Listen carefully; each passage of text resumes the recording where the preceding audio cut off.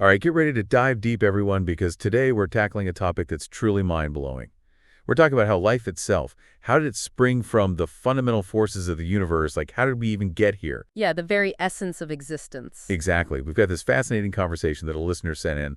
It's between a curious individual and an AI chatbot, both kind of wrestling with this question from basic chemistry and physics, like the real basic building blocks, all the way to, like, cells talking to each other. The journey from the inanimate to the animate. Exactly, and that's the path we're going to trace today, from simple elements and energy to that complex symphony of signals that makes up a living being. It's a fascinating path to explore. It is. So right off the bat, we usually think of water as, well, just water, right? Yeah, like the background of life. Exactly.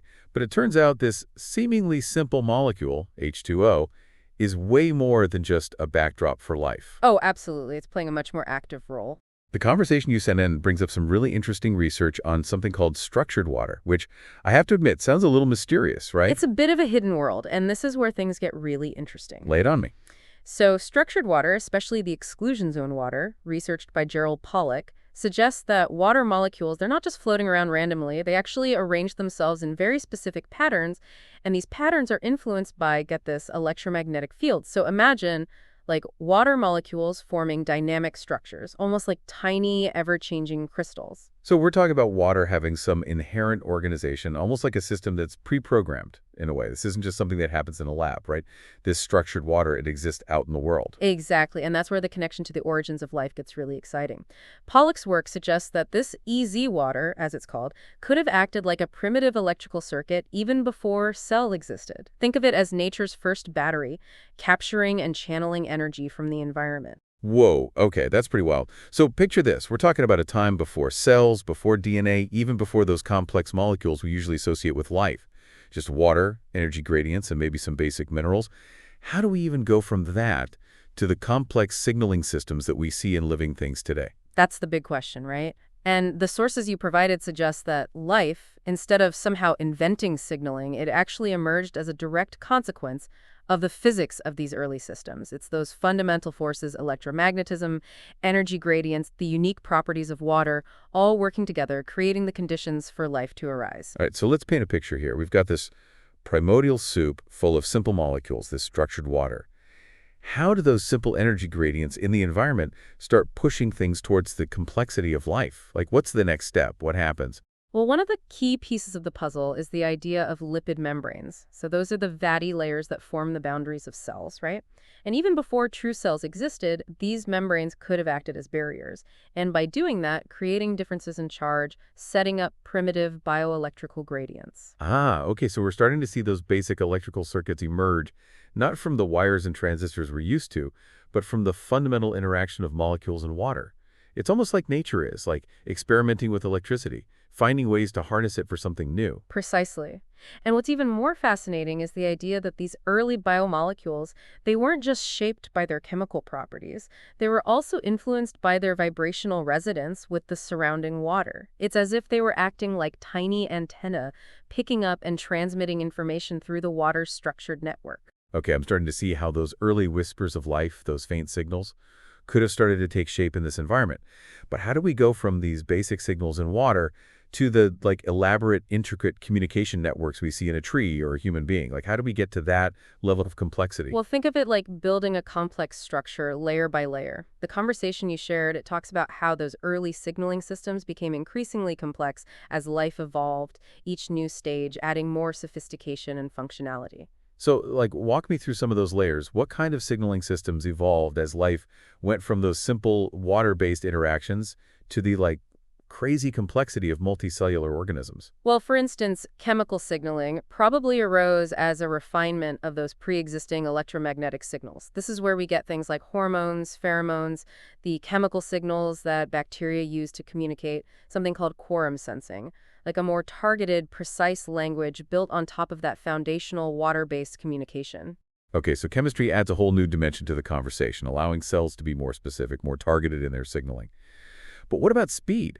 Because chemical signals traveling through that watery environment can be pretty slow, right? It's not exactly like a high-speed internet connection. You're exactly right. And that's where the evolution of ion channels comes in. Those are specialized proteins that allow for the rapid flow of charged particles across cell membranes.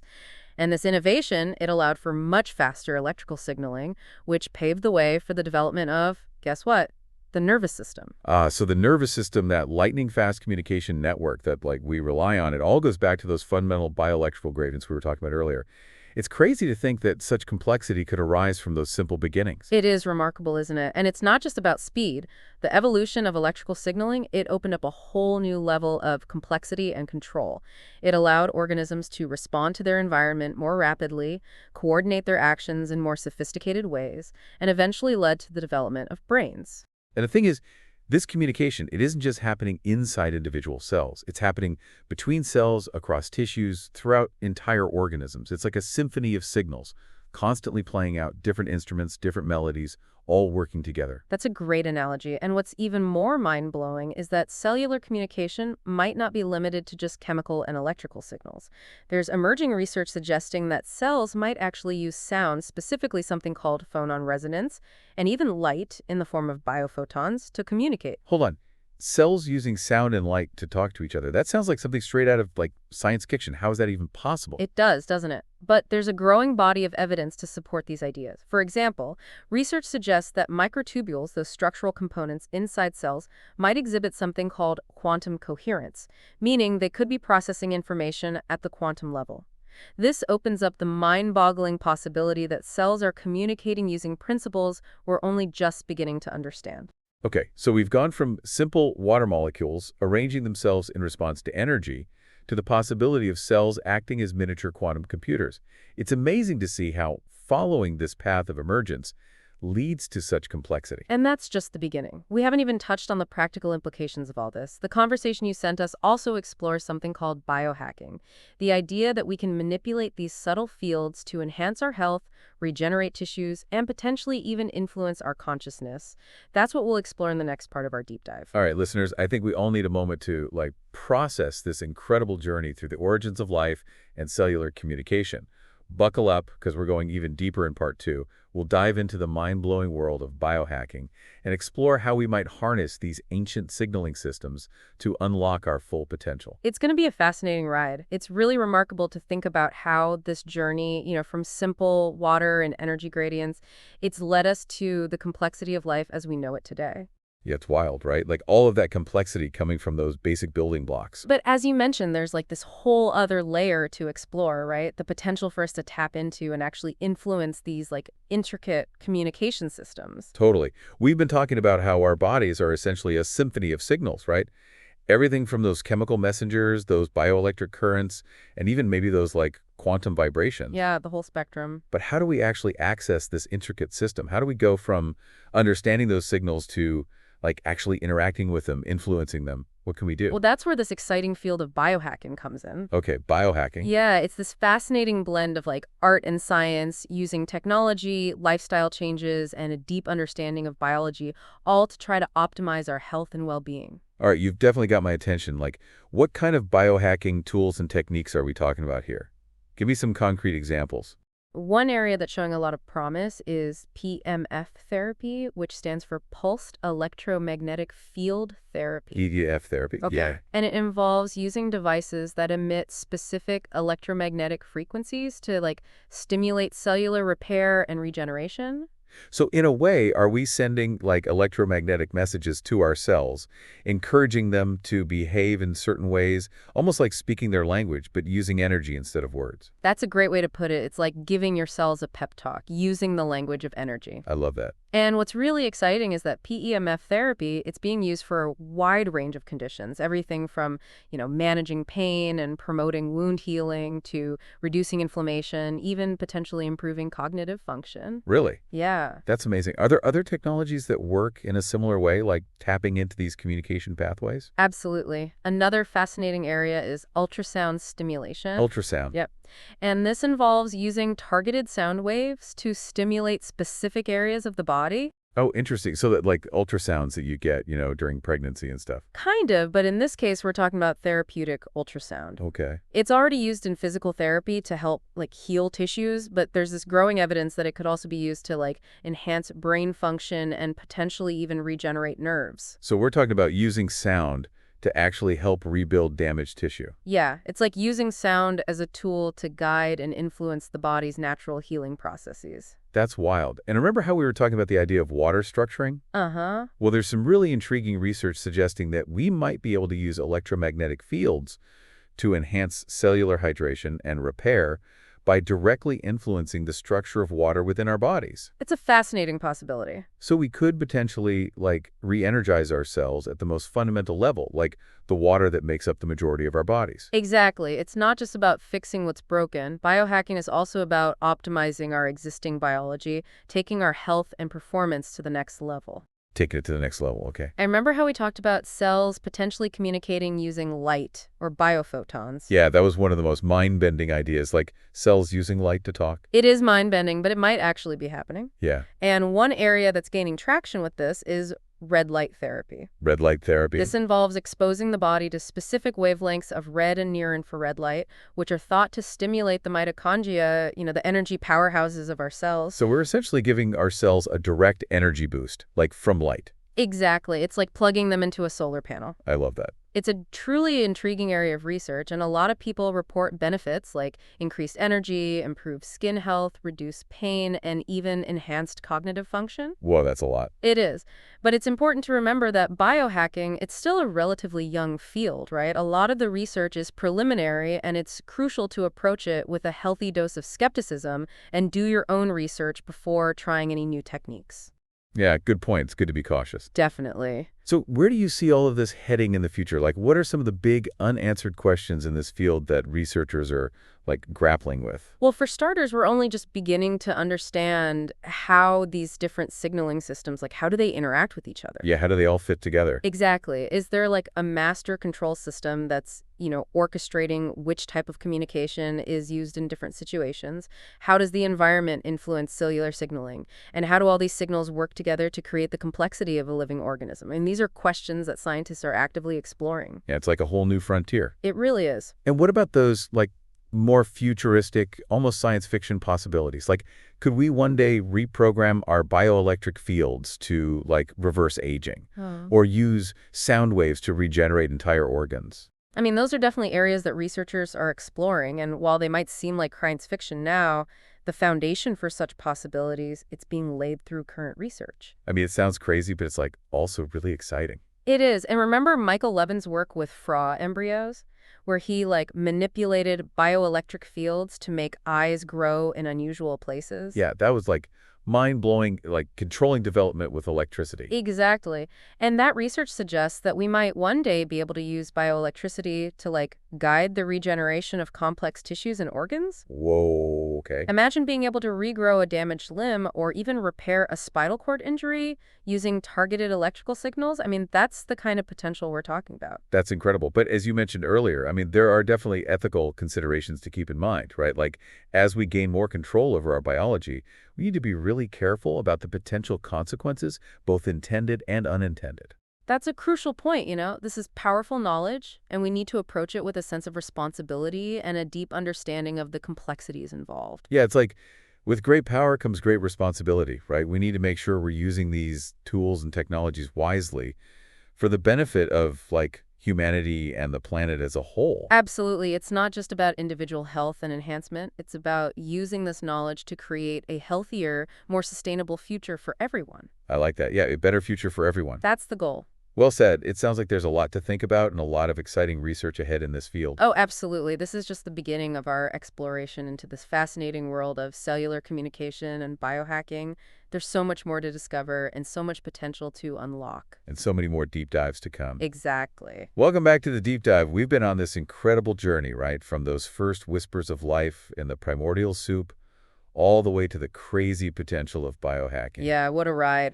We talked about structured water, bioelectric fields, even the idea of cells, like talking to each other with sound and light. Those mind-bending possibilities. Right.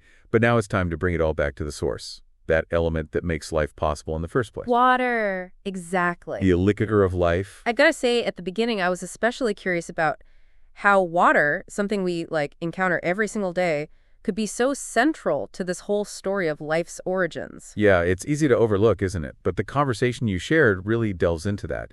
It explores how water, with its unique ability to structure itself in response to energy, could have acted as the original carrier of information, even before DNA or those complex molecules even existed. So we're talking about a time when the very structure of water itself could have encoded and transmitted information, setting the stage for everything that came after. Precisely. It's like water was the first language of life, in a way. That's a beautiful way to put it. And it's not just a poetic idea. There's scientific evidence that supports this. Jill Pollack's research on exclusion zone water, for example, it shows that water can form these highly ordered structures, almost like liquid crystals, in response to electromagnetic fields. So if we have this structured water acting as a kind of primordial information network, how did that lead to the formation of the first molecules, the building blocks of life? How did those raw ingredients come together in just the right way? Well, imagine these structured water networks acting as a kind of template or blueprint, guiding the assembly of those early biomolecules. It's like a pattern imprinted in the very fabric of water, directing the arrangement of amino acids and lipids into specific configurations. So water isn't just a passive solvent, it's like an active participant, almost like an architect, shaping the very molecules that would eventually lead to cells and whole organisms. That's the idea. That's incredible. It is, and the conversation you shared, it takes it even further. It explores the idea that these early biomolecules were selected not just based on their chemical properties, but also on their vibrational resonance with the surrounding water. So they had to vibe with the water. Exactly. It's as if they had to tune in to the frequency of the water, aligning their vibrations with the existing energetic patterns. That's fascinating, this idea that harmony and resonance played a role in the selection of life's building blocks. But how do we go from simple molecules vibrating in harmony to the emergence of true cellular communication?